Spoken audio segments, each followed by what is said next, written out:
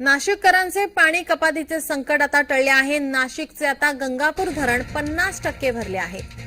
नाशिकमधील गंगापूर धरणामध्ये वाढ झालेली आहे, पाणी साठ्यात वाढ झाली, त्यामुळे आता पाणी प्रश्न हा नाशिककरांचा आता मिटलेला आहे। गंगापूर धरण 50% भरले आहे। दारणा धरण जवळपास 80% भरल्याने आता 8000 क्युसेक पाण्याचा विसर्ग करण्यात येतोय। 4 दिवस झालेल्या संततधार पावसामुळे जिल्ह्यातील धरणांच्या पाणी पातळीत आता वाढ झालेली आहे।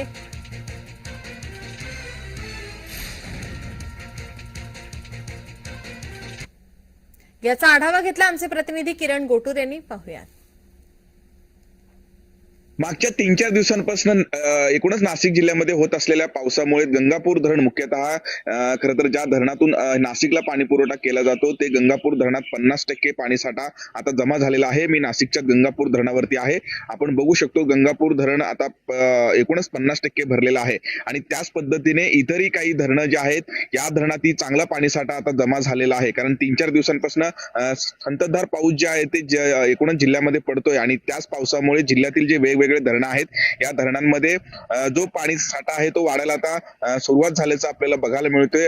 खरं तर दारणा धरण सुद्धा 80% भरल्याने दारणा धरणातून आज 8000 क्युसेस इतका पाण्याचा जो विसर्ग आहे ते दारणा नदीमध्ये करण्यात आलेला आहे। त्याच पद्धतीने भावली, भाम आणि वालदेवी असे जे वेगवेगळे धरणं आहेत खरं तर याही धरणामध्ये चांगला पाणीसाठा आता एकूणच जमा झालेला आहे आणि गंगापूर धरण मुख्यतः या धरणातून हे नाशिकला पाणी पुरवठा केला जातो आणि गंगापूर धरणात देखील 50% आता पाणीसाठा हे जमा झालेला आहे। खरं तर नाशिककरांवरती पाणी कपातीचा एक संकट होता, पण आता गंगापूर धरण 50% भरल्याने तो कुठेतरी संकट आता दूर झालेला आहे आणि पुढचे 3-4 दिवस अशाच पद्धतीनं पाऊस कायम राहील असा अंदाज कुठेतरी जे हवामान खात्याने व्यक्त केलेला आहे।